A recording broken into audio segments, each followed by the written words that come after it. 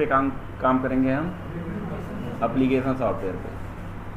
ऐसा है ना, काम तो हम दोनों पे करेंगे। ये बताओ, बिना सॉफ्टवेयर इंजीनियर का कोई सिस्टम सॉफ्टवेयर भी तो कहीं बन रहा होगा ना। ये बताओ, विंडोज 7 पहले 2000 चलता था, उसके बाद 7 आया, 8 आया, फिर 10 आ रहा है, कुछ नया भी तो आएगा। तो एक विंडो भी तो एक क्या है, सिस्टम सॉफ्टवेयर है। सिस्टम सॉफ्टवेयर क्या है, एक सिस्टम को चला रहा है ना। अगर इसमें ऑपरेटिंग सिस्टम ना डाला जाए तो ये क्या है, कुछ भी नहीं है, कुछ तो नहीं है ना। ऑपरेट कौन कर रहा है, सिस्टम। जो हम सिस्टम सॉफ्टवेयर की बात कर रहे हैं, तब इसकी ब्यूटी आके निकलती है हमारा जो हार्डवेयर है। हार्डवेयर और सॉफ्टवेयर दोनों मिल के फिर एक ब्यूटी क्रिएट करते हैं, तब आप ऑपरेट करते हो। फिर उसका एक एक्शन परफॉर्म होती है, फिर आपके टास्क क्या होते हैं जो आपको चाहिए वो आप परफॉर्म करते हैं। कुछ लिखना, ये बताओ, पहले भी तो हम वर्ड में लिखते थे ना, बट अभी सॉफ्टवेयर आ गया है। MS ऑफिस ने क्या क्या दे रखा है, क्या क्या दे रखा है बताओ। वो सिस्टम सॉफ्टवेयर है ना। एक क्या किया है उसने, माइक्रोसॉफ्ट ने एक MS ऑफिस दे दिया, उसका सब्सक्रिप्शन भी होता है। पहले सोचो, स्टार्टिंग में उन्होंने क्या किया, पहले तो आपको एप्लीकेशन फ्री में दिया, भाई यूज करो, और जब यूजर बढ़ गए तो सब्सक्रिप्शन दे दिया, भाई अब इसको बिना सब्सक्रिप्शन के आप यूज नहीं कर पाओगे। बात समझ आ रही है? ऐसे मार्केटिंग कैप्चर होता है, जैसे अमेजोन है, कुछ भी है, कुछ भी फ्री में नहीं मिलता, इतना तो समझ लो। एक एप्लीकेशन आप यूज करते हो लूडो का, जो अक्सर मुझे लगता है मैक्सिमम लोगों ने खेला होगा। गेमेसन का होता है एक लूडो। देखो, ये एक कंपनी है जो लूडो बनाई है,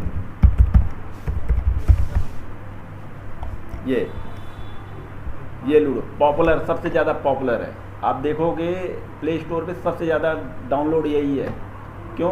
क्योंकि ये यूज़र को एक लुक एंड फील देता है जैसे आप खेलते हो, थोड़ा इजी देता है। और लूडो तो बहुत सारे मार्केट में, आप प्ले स्टोर पे जाओ कम से कम 50 मिलेंगे, बट ये क्यों यूज होता है? और ये बताओ, ये फ्री में तो यूज करने देता है ना। आपके पास वहाँ बहुत सारे ऑप्शन है, चाहे आप अपने अमाउंट से भी खेल सकते हो, या ऐसा भी हो सकता है कि आप फ्री आप फ्रेंड के साथ खेलते हो, या ऑनलाइन खेल सकते हो, सारे ऑप्शन है ना। लेकिन उसको क्या फ़ायदा है?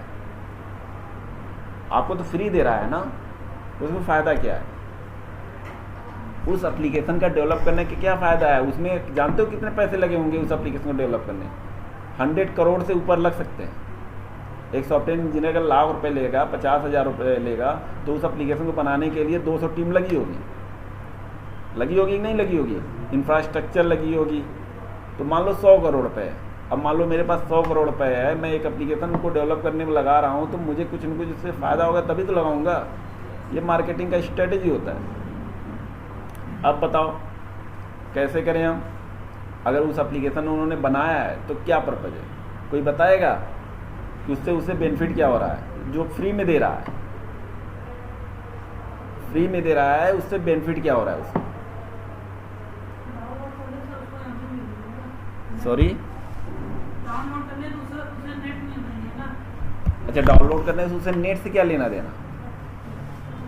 नेट तो दूसरा कोई कंपनी खोल रखा है, उसका पे आउट तो हम किसी और को कर रहे हैं, उससे क्या लेना देना उसका?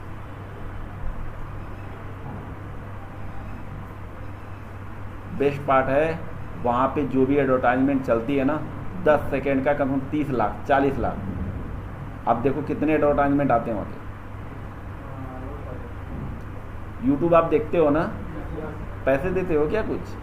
वो भी एक टाइप का एप्लीकेशन है। अब उस एप्लीकेशन सोचो, अगर 1000 एडवर्टाइजमेंट अगर दे रहे हैं तो मल्टीप्लाई करो, अगर एक 10 सेकंड का 20 सेकंड का एडवर्टाइजमेंट है, 20 30 लाख 40 लाख दे रहे हैं, तो उसका मल्टीप्लाई करो तो अरबों में जाता है। और उनका हर महीने का, हर साल का एक सब्सक्रिप्शन होता है। वो एक प्लेटफॉर्म बनाते हैं कि यार अब देखो क्यों होड़ लगी है, सब सोच रहे हैं कि मार्केटिंग कैप्चर हम करें। बात समझ आ रही है? अब देखो, अब तुम्हें ये लग रहा होगा कि यार अभी आपने ड्रीम 11 भी देखा होगा, अब ड्रीम 11 में भी कभी कभी थोड़े बहुत एडवर्टाइजमेंट आते हैं, लेकिन आप सोचो, आप सोचते यार 19 रुपये का हम लगा रहे हैं, 19 रुपये ना। अब सोचो 5 करोड़ का, अगर 5 करोड़ लोग लगा रहे हैं 19 रुपये, तो मल्टीप्लाई करो कितना होगा, 95 करोड़ रुपये। आप सोच रहे हो मेरा 19 रुपये जा रहा है, तो नंबर गेम है। इस वजह से जो एप्लीकेशन डेवलप हो रहा है ना, मेरी जो अभी प्रीवियस कंपनी थी जूपी, आपने पता नहीं यूट्यूब पे देखा होगा नहीं, वो गेम बना रही है। अभी इसको कुछ भी फ़ायदा नहीं हो रहा है, कुछ भी फ़ायदा नहीं हो रहा, तब भी वो बना रही है। इन्वेस्टमेंट आ रहे हैं उसके लिए, क्यों? कहीं ना कहीं उनके लिए वो प्लेटफॉर्म बना रहे हैं ताकि हम उससे अर्निंग कर सकें, और जिनके पास इन्वेस्टमेंट के पैसे हैं वो लगाते हैं ऐसे चीज़ों में। अब ये बताओ, जियो का ही देख लो, जियो ने मार्केट कैप्चर कर ली कि नहीं? कितने बंद कर दिए दुकान? पहले तो फ्री में बांटा था ना 3 महीने,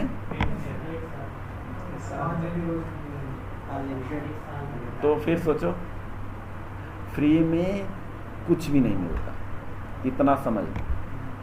आप वहाँ पे जाके ना 15 से 20 सेकंड देते हो नहीं लूडो में, जब तक खेलते हो, जब तक वो क्लोज नहीं कर। अब सोचो, अब पहले क्या होता था, हमारे पास ऑप्शन आता था, मैं क्लोज कर लेता था, स्किप कर लेता था। अब ऐसा आ जा रहा है कि अब 30 सेकंड तो देखना ही देखना है। बिल्कुल। ये बताओ, मेरी कंपनी है, मैं अगर मेरी कंपनी के एडवर्टाइजमेंट चाह रहा हूँ कि वो मार्केट को कैप्चर करे, ये बताओ, हम लोकल, मान लो हम लोकल मोड़ बाज़ार में कोई प्रोडक्ट लॉन्च कर रहे हैं, तो हम चाह रहे हैं कि ये लोकली बिक रहा है, अच्छा बिक रहा है। अब मैं चाह रहा हूँ कि इसको एब्रॉड करूँ, एब्रॉड करना चाहूँगा कि नहीं, क्योंकि मैं क्या करूँगा, मैं और मार्केट कैप्चर करने की कोशिश करूँगा। तो फिर उससे क्या होगा, कहीं ना कहीं हमें उसे ग्लोबली एब्रॉड लेके जाना पड़ेगा, लोगों के दिमाग में चीज़ें डालनी पड़ेगी। अच्छा ये प्रोडक्ट भी है। मैं तो अभी यार मैं लोकल में हूँ, 10 साल से रह रहा हूँ, मान लो जितना भी रहा, राजेश मसाला तो कोई नहीं जानता था, अब वो ग्लोबली जानने लगेंगे नहीं। तो मार्केट कैप्चर करने की स्ट्रेटजी होती है हर एक फील्ड में, चाहे कोई भी फिजिकल थिंग्स देख लो या सॉफ्टवेयर की बात कर लो, कोई भी, सब मार्केटिंग की स्ट्रेटजी है, इन्वेस्टमेंट, आउटकम। तो बात करते हैं, देखो सॉफ्टवेयर की, 2 टाइप के सॉफ्टवेयर हैं। एक तो सिस्टम, जो सिस्टम को चला रहा है, एक एप्लीकेशन। काम तो हम दोनों पे करें। हो सकता है कि आप इतना टैलेंटेड हो, गूगल चले जाओ, माइक्रोसॉफ्ट में 20, आप जैसे अगर वर्ड हार मान लो 10 साल बाद में भी, क्या ऐसा नहीं हो सकता कि आपको माइक्रोसॉफ्ट ने हार कर सकता है, नहीं क्या? तो आप सिस्टम पे काम करने लगोगे, सेम काम, सेम एप्लीकेशन है, टेस्टिंग करोगे, टेस्टिंग की रिपोर्ट दोगे, सारी चीज़ें होगी, डिप्लॉय होगी, जो भी चीज़ें होगी, जो हम एप्लीकेशन सॉफ्टवेयर की प्रोसेस फॉलो करते हैं, वही प्रोसेस किसके लिए करेंगे? सिस्टम सॉफ्टवेयर के। उतनी टीम होंगे, उतने मेंबर होंगे, उतने काम करेंगे, ऐसे ही चलता है। बट सिस्टम सॉफ्टवेयर के लिए टीम थोड़ी बड़ी होगी, मॉड्यूल वाइज बड़े बड़े मॉड्यूल होंगे, तो टीम भी बहुत बड़ी होगी, उसमें रिस्क भी होगा। एप्लीकेशन में रिस्क कम होता है, सिस्टम में ज़्यादा होता है, क्योंकि अगर मुझे इंस्टॉलेशन, मान लो इनकेस मुझे इंस्टॉलेशन में विंडो में अगर क्रैशिंग का इशू आ रहा है, तो कोई 11 करना चाहेगा? भैया मैं 10 से ही काम चलाऊँ। बात समझ में आ रही कि नहीं? तो ये वहाँ पर रिस्क ज़्यादा है। 10 साल 15 साल पहले विंडो बहुत ज़्यादा क्रैश होते थे, बहुत ज़्यादा। तो इसका मतलब है कि वहाँ पे टेस्टिंग नहीं हो रही थी, तो पहले टेस्टर का इतना ज़्यादा स्कोप नहीं था। अब तो एक टीम ही बना दी। पहले क्या होता था, डेवलपर डेवलप करते थे, टेस्टिंग कर देते थे। अभी बताओ, अगर आप खुद डेवलप करोगे तो अपने प्रॉब्लम निकाल पाओगे क्या? नहीं। जैसे मैंने ही बनाया यार, चलो ठीक है, मैंने तो ओवरऑल देख लिया, लेकिन बिजनेस पॉइंट ऑफ व्यू से नहीं सोच सकते। तो इस वजह से बहुत सारी चीज़ें प्रॉब्लम आने लगी। जब देखें कि ऐसा है कि यार जो डेवलप कर रहा है उससे वो सारी चीज़ें सॉल्व नहीं हो रही है, तो एक टीम ही अलग बना दी। फिर हमारा 36 का आंकड़ा होने लगा, किससे? डेवलपर। क्योंकि हम जब कोई भी डेवलप चीज़ें करते हैं तो मैं चाहता हूँ यार सामने वाला कोई कमी ना निकाले। अब जब वो कमी निकालता है तो मुझे तो बुरा लगेगा ही। ये मेंटली चीज़ें बता रहा हूँ, जो सोच होती है। अब बात करते हैं सॉफ्टवेयर के। ये क्विक कॉल लेते हैं इस पर और जल्दी से ख़त्म करते हैं, क्योंकि आपने शायद इस पर कर लिया होगा। ये डॉक्यूमेंट्स मैं शेयर कर दूंगा, आप इस डॉक्यूमेंट्स को पढ़ना है का। और इसमें सारे पॉइंट हैं जो आपको, आप सिस्टम सॉफ्टवेयर के क्यों यूज करते हो, एप्लीकेशन के सॉफ्टवेयर क्यों यूज करते हो। 90% आपको अपॉर्चुनिटी मिलेगी किस में काम करने के लिए, एप्लीकेशन सॉफ्टवेयर। क्योंकि जो छोटी छोटी कंपनियां होती है वो फोकस किस पे करती है। अब ऐसा तो नहीं है कि हर कंपनी एक माइक्रोसॉफ्ट बनी है, नहीं है ना। जैसे एंड्रॉयड है, एक एंड्रॉयड डिवाइस को चलाने के लिए इसमें क्या एक ऑपरेटिंग सिस्टम यूज हो रहा है ना, क्या एंड्रॉयड। और एक आईफोन को चलाने के लिए क्या होता है, एक iOS। तो वो सारे क्या हैं, सिस्टम सॉफ्टवेयर। ऐसे मार्केट में बहुत सारे हैं। बात समझ में आ रही नहीं मेरी? तो बात करते हैं। अब देखो सॉफ्टवेयर और इट्स टाइप, जो लास्ट टाइम में आपने बोला था ना, ये सेटअप प्रोग्राम। तो देखो यही ने ये बात बोला। देखो एक computer program that provide a set of the instruction to execute a user command and tell the computer what to do. Computer को बोलेंगे भैया कि करना क्या है। देखो यूजर कमांड देंगे, कमांड कौन देगा, यूजर कौन है, हम ही तो कमांड देते हैं ना यार। इंटर मारते हैं तो इंटर काम करता है। बात समझ में आ रही नहीं? कैंसिल करते हैं तो कैंसिल हो जाता है। तो सारे कमांड हमारे ही जाते हैं। अब देखो what to do, for example like MS Word, MS Excel, PowerPoint. Excel तो यूज किया है ना। ये MS ऑफिस, एक MS ऑफिस है जिसमें सारी चीज़ें आ जाती है। पावर पॉइंट, MS एक्सेल, और क्या पेंट, और क्या क्या आती है, एक चीज़ और है वर्ड, MS वर्ड, हाँ पावर पॉइंट। तो ये सारे MS ऑफिस के क्या है, एप्लीकेशन है। उसने क्या किया, एक फोल्डर, एक नाम दे दिया MS ऑफिस का फोल्डर, उसमें बहुत सारे एप्लीकेशन डाल दिए अलग अलग, यूज करो भाई। तो आप जब इंस्टॉल करते हो तो MS ऑफिस इंस्टॉल करते हो ना 2007 2008, देखोगे आप जब अपने इंस्टॉलेशन में जाओगे ना तो वहाँ लिखा होगा MS ऑफिस। उसमें आप कितने ही एप्लीकेशन यूज कर सकते हो, बहुत सारे। तो MS ऑफिस के साथ बहुत सारे एप्लीकेशन इंटीग्रेट कर दिए। इंटीग्रेट मतलब जोड़ दिए। अब देखो बात करते हैं आगे की। सिस्टम सॉफ्टवेयर देखो, एप्लीकेशन सॉफ्टवेयर देखो। सिस्टम सॉफ्टवेयर के लिए क्या बोला है, जूम करता हूँ मैं। देखो लाइनक्स, विंडो, देखो प्रोसेसर, डिवाइस, इंटरप्रीटर, कंपाइलर, ये सारे क्या है। कंपाइलर का नाम सुना है आपने, इंटरप्रीटर का नाम सुना है? अगर नहीं सुना है तो मैं बताऊं आगे। एक देखो ये, अब आप जब जैसे लैंग्वेज है ना, जावा एक लैंग्वेज है ना, किसी सिस्टम पे काम करेगा ना, एक सिस्टम बना है, उस सिस्टम के अकॉर्डिंग हमें काम करना है। तो देखो अब क्या है कि एक इंटरप्रीटर मैंने सिस्टम बनाया, अब मैं जो बोल रहा हूँ वो क्या करेगा, कन्वर्ट करेगा। अब मेरी बात मशीन को समझ में आ रही है? नहीं, मेरी बात मशीन को समझ नहीं आ रही ना, इसको समझ नहीं आती भाई मेरी बात। तो मैं अपनी जब बात बोलता हूँ तो ये पहले क्या करेगा, अपने अकॉर्डिंग कन्वर्ट करेगा। मैं इंटरप्रिटेटर की बात करता हूँ तो कन्वर्ट करके फिर अपनी अंडरस्टैंडिंग के लिए चेंज करेगा। चेंज करके समझेगा, अच्छा यूजर ये बोल रहा है, ठीक है हम ये काम करते हैं। और सारी चीज़ें कन्वर्टेड किस में जाती है, 010101 के फॉर्म में, बाइनरी फॉर्म में।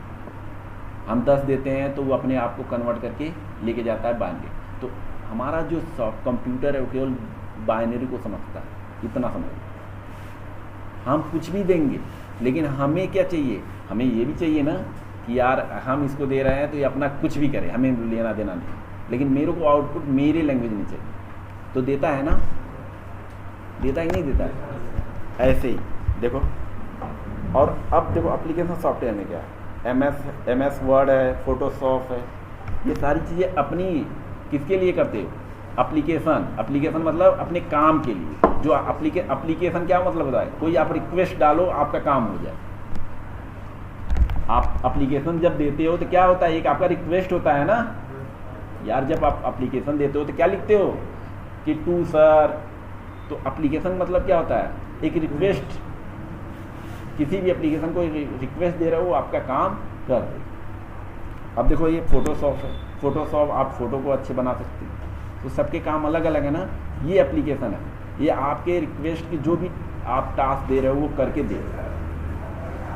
दूसरा है देखो रेलवे रिजर्वेशन। पहले बताओ, अब ऐसे नहीं प्रॉब्लम हो रहे थे, टिकट बुक कर रहे थे आप, यहाँ पे एप्लीकेशन देते थे तो 10 दिन बाद टिकट बन के एक टोकन आता था, फिर आप 15 दिन बाद सफ़र करते थे।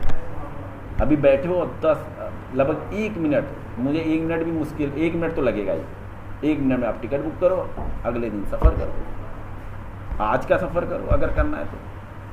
लोकल टिकट बुक करना चाहो लोकल, रिजर्वेशन करना चाहो जो भी आपको करना, फ्लाइट बुक करना चाहो बैठे बैठे हो सकती है, नहीं हो सकती।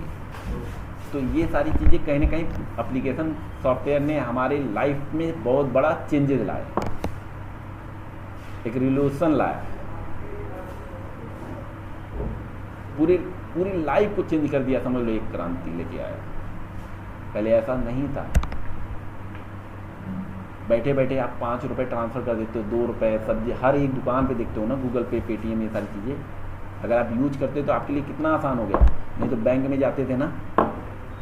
अभी अगर आपके पास मोबाइल है, बैंकिंग कनेक्टेड है, तो आप बिंदास कहीं भी जा सकते हो। कोई आपके साथ बैठा यार 100 रुपये ट्रांसफ़र कर दो, दे दो, थोड़ा सा वो दे दो, भाड़ा दे दो गाड़ी का। ये सारी चीज़ें आपको फिर किसके थ्रू मिला, एप्लीकेशन सॉफ्टवेयर।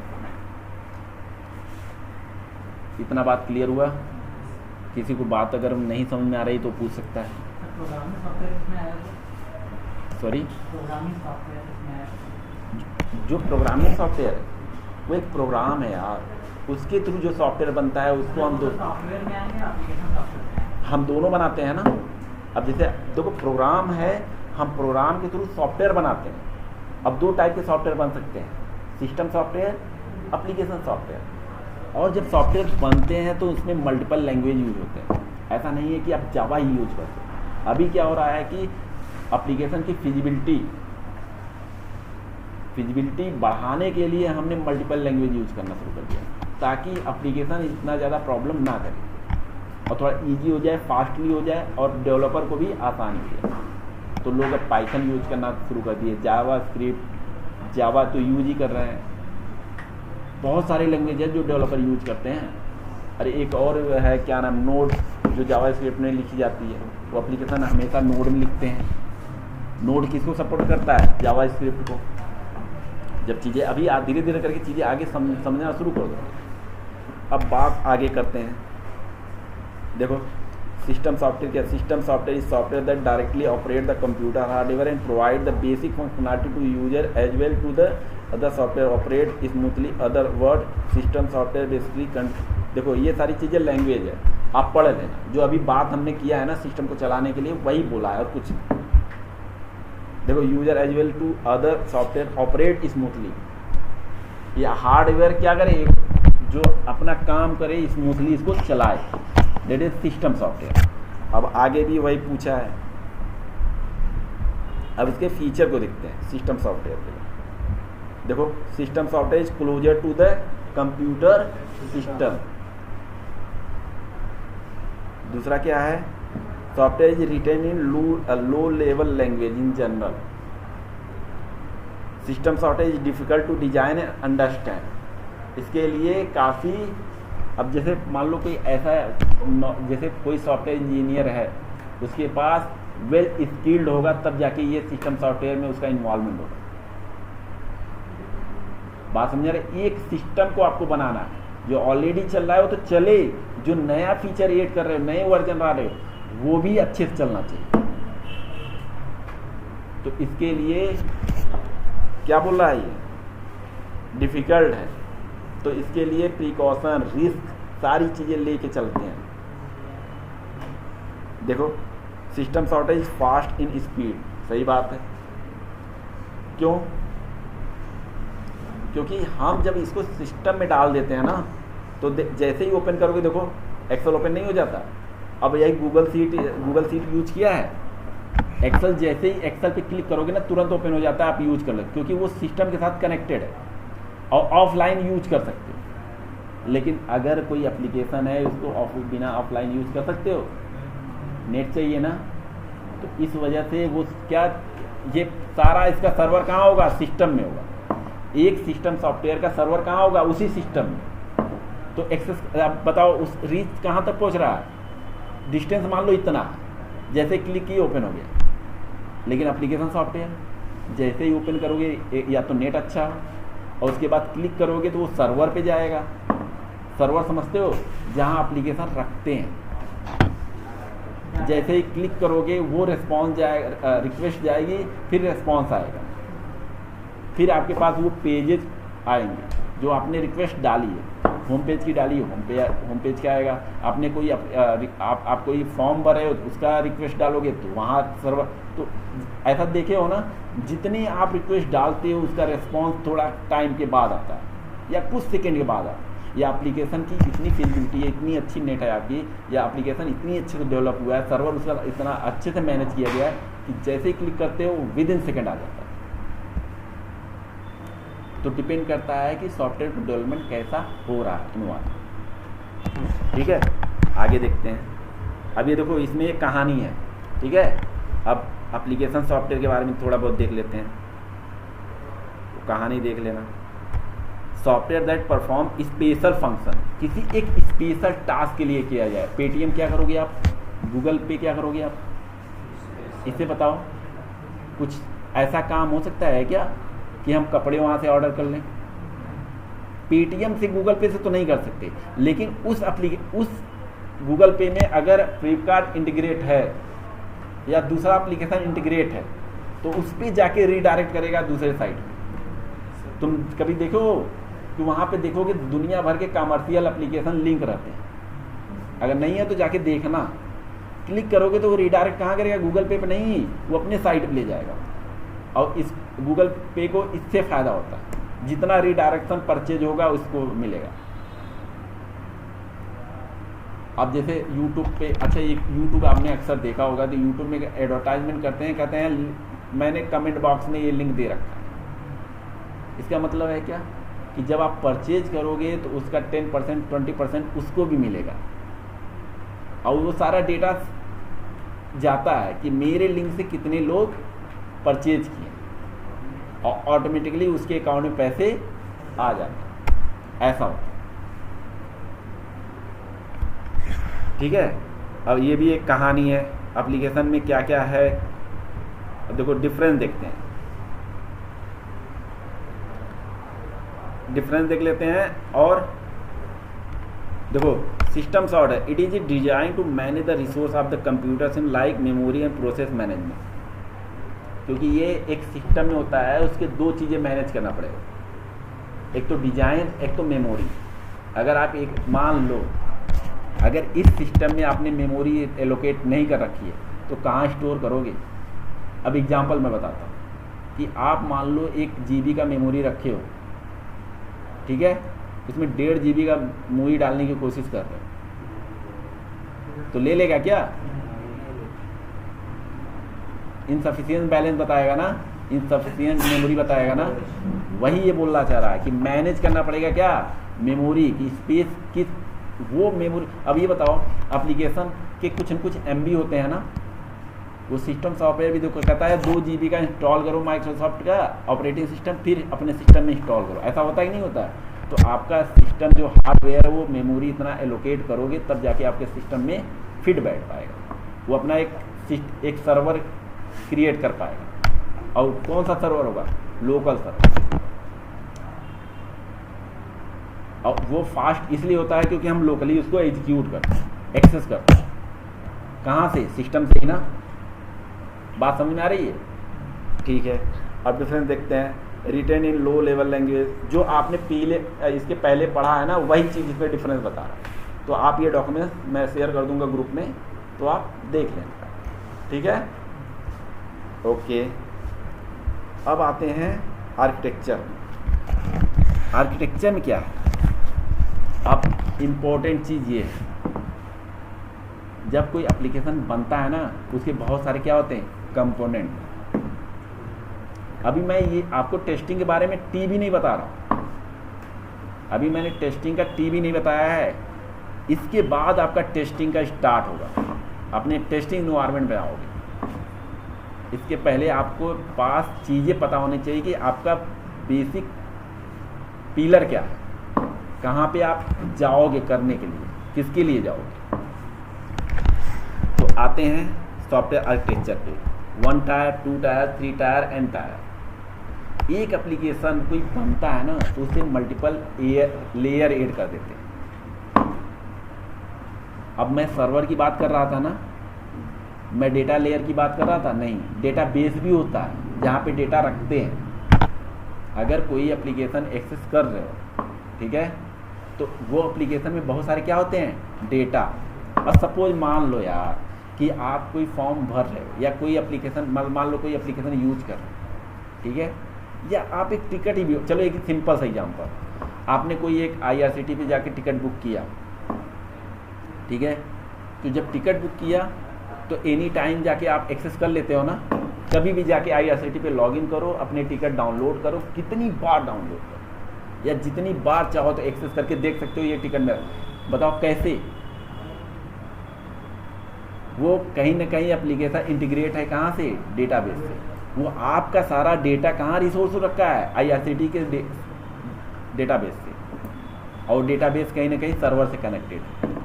तो कहीं ना कहीं आपका डेटा सर्वर पे है, किसके, IRCTC पे, जितनी बार आप चाहो एक्सेस कर सकते हो रिमोट मोड पे।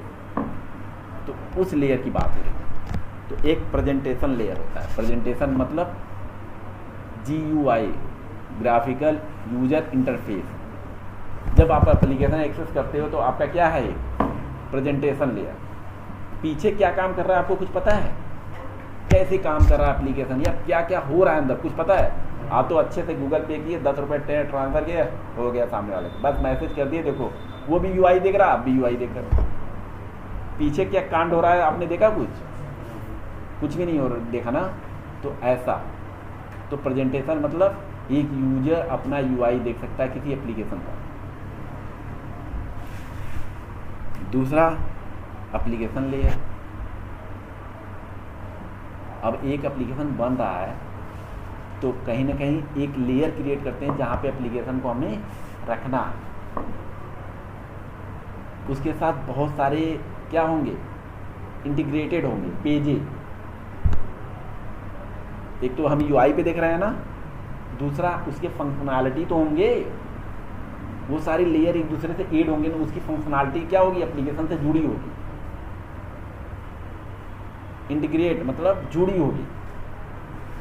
तीसरा डेटा लेयर, वो डेटाबेस की बात कर रहा हूँ, जहाँ से आपका डेटा आएगा, आप रिक्वेस्ट दोगे रिस्पॉन्स आएगा। ये आप जानते हो, जब डेटाबेस की टेस्टिंग करोगे या API टेस्टिंग करोगे तो ये रिक्वेस्ट रिस्पॉन्स की बात आपको समझ में आएगी।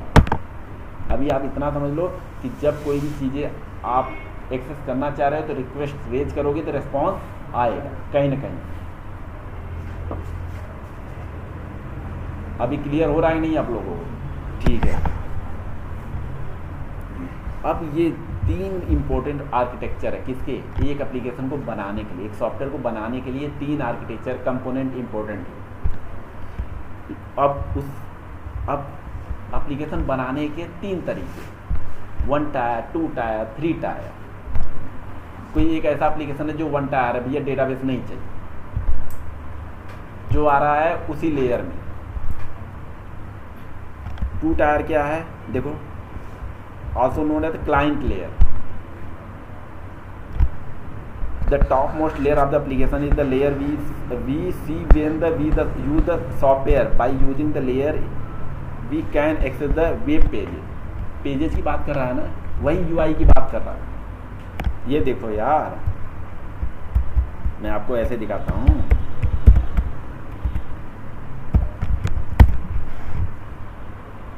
देखो कितना अच्छा UI आ गया ना। इस प्रेजेंटेशन की लेयर की बात कर रहा है। देखो अब देखो, मैं देखो एप्लीकेशन पे क्लिक कर रहा हूँ, देखो एप्लीकेशन पे क्लिक कर रहा हूँ ना, देखो कुछ सेकंड के लिए रुका ना, अब वो रिक्वेस्ट इतनी तेजी से गया उस सर्वर पे और रिस्पॉन्स कितना है। अब देखो क्या ओपन हुआ है, ओपन क्या हुआ है, एप्लीकेशन। अब कोई भी क्लिक करो यार, फ्लाइट पे क्लिक करो, देखो मिली सेकेंड में रिस्पॉन्स आ रहा है। देखो ऐसा तो नहीं है ना कि आपने मोबाइल वाले पे क्लिक किया तो फ्लाइट पे क्लिक हो रहा है, ऐसा भी तो नहीं है ना। तो मतलब इसका मतलब ये है कि जो आप यूआई एक्सेस करना चाह रहे हो उसकी एक और लेयर एड हो रखी है, क्या, एप्लीकेशन, जिसके साथ बहुत सारे फंक्शनैलिटी एड हो रखी है। आप यूआई पे देख रहे हो, ये प्रेजेंटेशन लेयर है, इस पर जब क्लिक कर रहे हो कोई आ रहा है तो वो एप्लीकेशन लेयर है, और जहाँ से आ रहा है वो क्या है, डेटाबेस लेयर। ये तीन चीज़ें क्लियर हुई, क्लियर हुई कि नहीं हुई? ठीक है,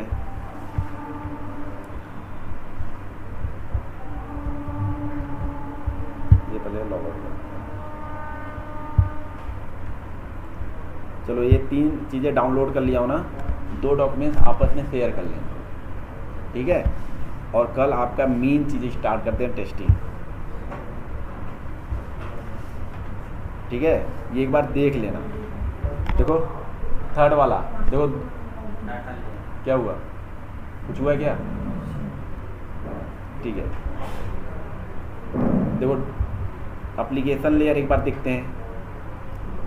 पहला तो प्रेजेंटेशन लेयर क्लियर हुआ, क्या है, एक यूआई, यूआई मतलब यूजर इंटरफेस, जो आपको दिख रहा है, that is the presentation layer, जो आँख से हमें दिख रहा है। क्या दिख रहा है, देखो ये दिख रहा है ना, that is the presentation layer. Application layer, इस पर क्लिक करो तो लॉगिन, कहीं ना कहीं लॉगिन के पेज आएंगे, तो पेज सारे एक दूसरे से इंटीग्रेट है, फंक्शनैलिटी भी इंटीग्रेट है ना। लॉगिन पे क्लिक किए, देखो नंबर मांग रहा है, ओटीपी मांगेगा, लॉगिन करोगे तो लॉगिन जैसे ही करोगे कहाँ रीडायरेक्ट करेगा, कहाँ करेगा, होम पेज पे, होम पेज पे करेगा ना। तो ये बताओ लॉगिन करने के बाद होम पेज पे क्यों रीडायरेक्ट करेगा, क्यों कर रहा भाई? ऐसा है क्या कि उन्होंने ऐसा तो नहीं कर रखा है ना, उन्होंने ऐसा लगा रखा है कंडीशन, जब डेवलपमेंट हो रहा था डेवलपर ने ये बोला भैया जब भी लॉगिन करेगा तो रीडायरेक्ट करेगा, उसको कंडीशन दे रखे हैं। डेवलपमेंट में ये चीज़ें लिखी गई कोड के थ्रू कि भैया जब भी लॉगिन करेगा कोई यूजर कहाँ रीडायरेक्ट करना चाहिए।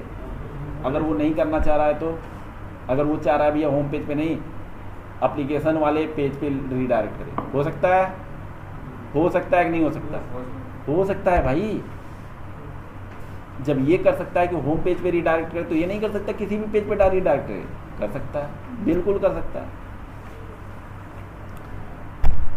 ठीक है। आगे की चीज़ें देखते हैं, देखो कहाँ गए हम, हाँ चलो देखो it also a business logic layer which is also known as a logical layer. देखो बिजनेस लॉजिक है ना, लॉगिन करने के बाद रीडायरेक्ट कहाँ करता है, होम पेज पे। ये सारे बिजनेस लॉजिक बने हैं भैया, ये ऐसे एप्लीकेशन काम करे।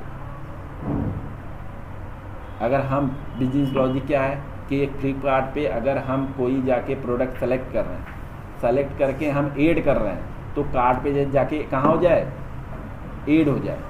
आप एक बकेट बना होगा ना यहाँ पे, देखो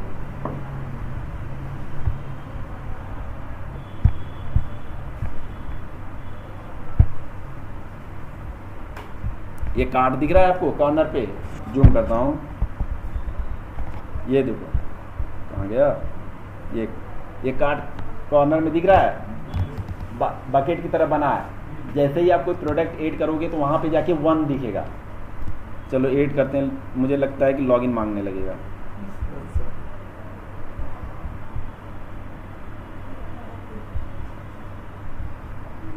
देखो नहीं, कंपेयर नहीं करना है यार, देखो ऐड टू कार्ट, देखो लॉगिन मांग दिया, लेकिन ऐड हो गया है, ऐड हुआ ना, अब लॉगिन मांग रहा है भाई।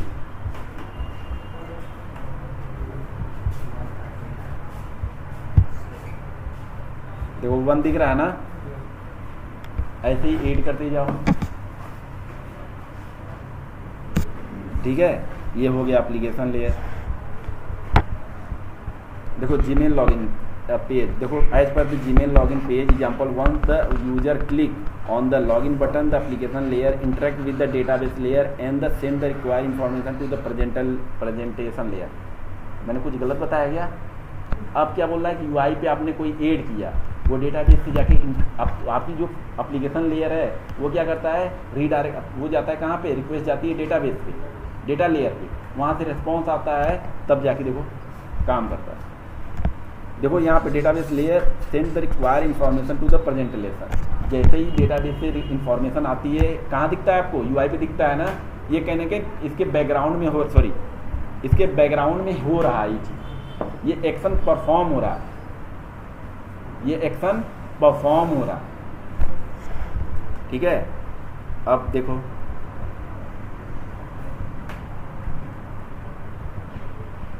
Types of the software architecture.